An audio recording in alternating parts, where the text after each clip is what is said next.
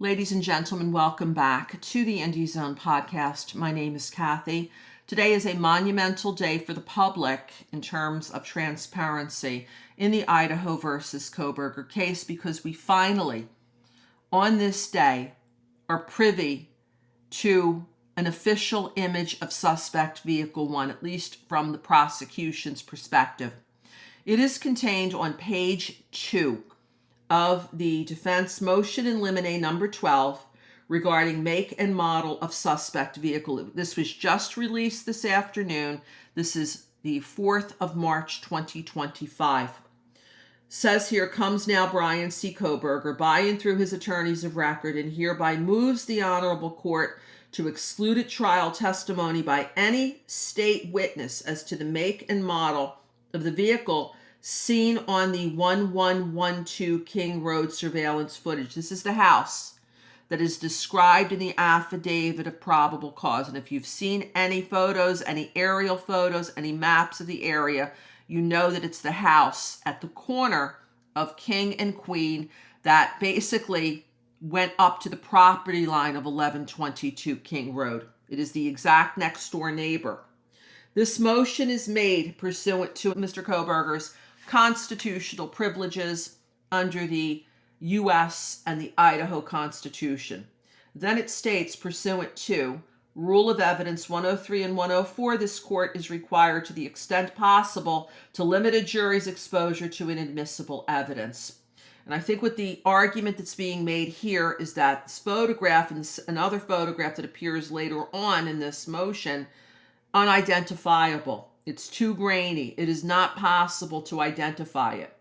Says here, the state has claimed in various filings and report that a federal forensic examiner, Anthony Imel, identified the make and model of this vehicle seen driving in the area of 1122 King Road in the early morning hours of November 13th, 2022.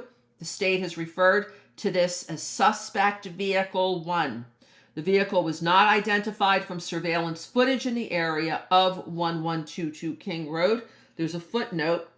The surveillance footage comes from a residence at 1112 King Road.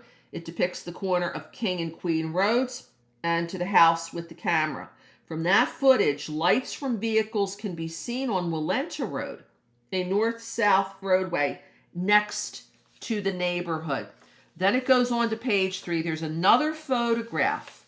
This is, well, the one on page 2 is marked November 13th, 2022, 3:56 and 30 seconds. This would have been right before the start of the timeline of the crimes, which the state alleges happened between 4 and 4:25 a.m. approximately. So this is an image of a white car. Looks a little grainy. You can see headlights. 3:56, 30 seconds. Going on to page 3, there's another photograph here.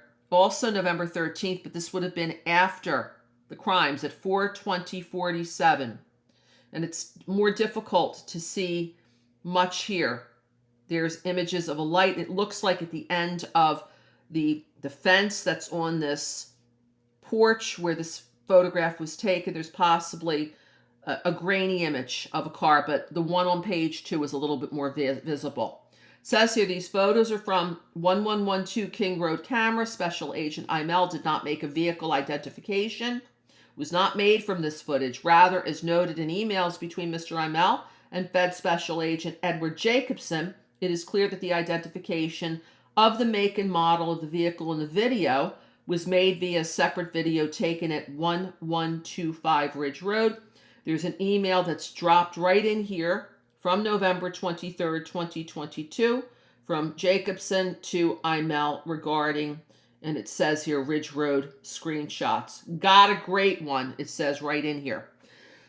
This goes on to say there's no continuous footage linking the vehicles at the 1112 King Road footage and that from Ridge Road. So it appears that the argument that's made here is that this is unreliable evidence, it's too grainy, and it needs to be kept out of the jury trial.